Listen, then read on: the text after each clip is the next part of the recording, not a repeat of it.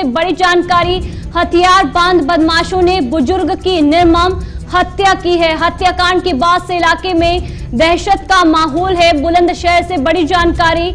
मस्जिद के अंदर घुसकर बुजुर्ग की हत्या की गई है। वारदात को अंजाम देकर जो बदमाश हैं वो फरार हुए हैं। तो जिस तरह से बुजुर्ग की निर्मम हत्या की गई है और इस मामले को लेकर जो जांच है वो भी की जा रही है। हथियारबंद बदमाशों ने बुजुर्ग की निर्मम हत्या की है। हत्याकांड के बाद से इलाके में दहशत का माहौल है।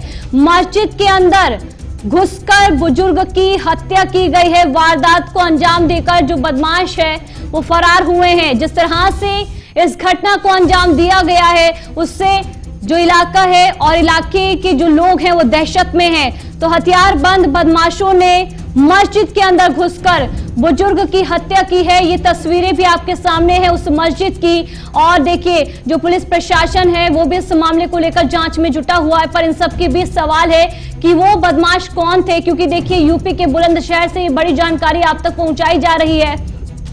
ये वही यूपी है जहां पर सीएम योगी आदित्यनाथ की ओर से ये कहा जाता है कि अपराधियों के लिए यहां पर कोई जगह नहीं है। पर इन सब के बीच जो बदमाश हैं उनके हौसले बुलंद हो रहे हैं, क्योंकि मस्जिद के अंदर एक बुजुर्ग की निर्मम हत्या कर दी जाती है। कौन ये बदमाश हैं और किस लिए बुजुर्ग की हत्या की गई है, तमाम सवाल है, जवाब आना बाकी है। जांच का विषय है, ये देखना होगा कि प्रशासनिक स्तर पर क्या कुछ तस्वीरें, क्या कुछ वजह सामने आएगी। पर इन सब के बीच बुलंदशहर से मामला सामने आया है जहां पर मस्जिद के अंदर घुसकर जो हथियारबंद बदमाश थे उन्होंने बुजुर्ग की निर्मम हत्या की है और इलाके में इस मामले को लेकर दहशत भी है।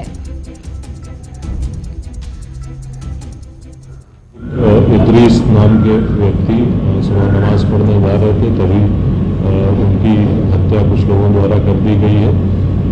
इस संबंध में कुछ सीसीटीवी फुटेज भी प्राप्त हुए हैं और परिवार द्वारा एक वहीं पास का रहने वाला व्यक्ति है जिसका नाम सरफराज है, उससे पूर्व की रंजिश होना बताया गया है, जिसके क्रम में कुछ संदिग्ध लोगों से पूछताछ अभी की जा रही है। सीसीटीवी व अन्य साक्ष्य के आधार पर अगले विधिक कार्रवाई की जाएगी। देखिए, इसमें सभी अधिकारियों के द्वारा घटनास्थल का निरीक्षण कर लिया गया है।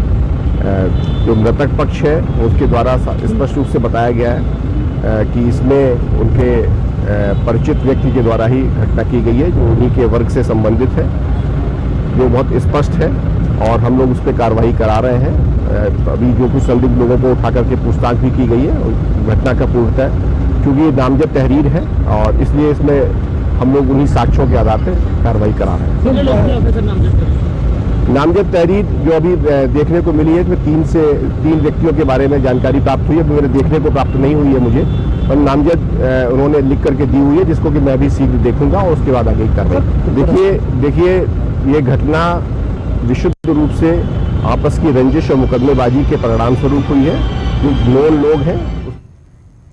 और इसी खबर पर ज्यादा जानकारी के साथ हमारे सहयोगी परविंदर जुड़े हैं जो कि जानकारी देंगे। परविंदर, बुलंदशहर में जो अपराधी हैं, जो बदमाश हैं, उनके हौसले बुलंद हो रहे हैं। मस्जिद के अंदर घुसकर एक बुजुर्ग की निर्मम हत्या कर दी जाती है। कब का ये मामला है और किसने ये हत्या की है, इसको लेकर क्या कुछ जानकारी? निश्चित तौर पर देखिए, जिस तरीके के बुलंदशहर के खुर्जा में मस्जिद के अंदर एक बुजुर्ग की गोलियां बरसाकर हत्या की गई है, तो उससे सवाल उठना लाजमी है। लेकिन जिस तरीके से घटना को अंजाम दिया गया है, बताया जा रहा है कि जो हत्यारोपी थे बुरके में आए थे और उनको कोई पहचान नहीं सका और उसका फायदा उठाकर वो लोग फरार हो गए। लेकिन घटना की सूचना मिलने के बाद मौके पर ही जो जिले के कप्तान त्रिलोक कुमार सिंह हैं और आईजी प्रवीण कुमार सिंह हैं, मौके पर पहुंचे और बारीकी से जांच पड़ताल की जा रही है। जो इलाके के जो आसपास के जो सीसीटीवी फुटेज है उनको खंगाला जा रहा है कि आखिर कहीं से कोई सुराग पुलिस को मिल जाए। वहीं जो एसएसपी हैं उन्होंने कई टीमें भी गठित कर दी है और पुलिस की तरफ से दावा किया जा रहा है कि जो हत्यारोपी हैं उनको जल्द ही गिरफ्तार कर लिया जाएगा। हालांकि इस पूरे घटना स्थल के पीछे जो पूरा मामला बताया जा रहा है, ये रंजिशन हत्या बताई जा रही है। इनका पुराना कोई विवाद चल रहा था जिसके कारण ये इस हत्या को अंजाम दिया गया है। पुलिस सभी बिंदुओं पर बारीकी से जांच पड़ताल कर रही है और पुलिस का जल्द दावा है कि जो भी हत्यारोपी हैं उनको जल्द गिरफ्तार कर लिया जाएगा। लेकिन घटना के बाद परिजनों का रो रो कर बुरा हाल है। पूजा, परिवार में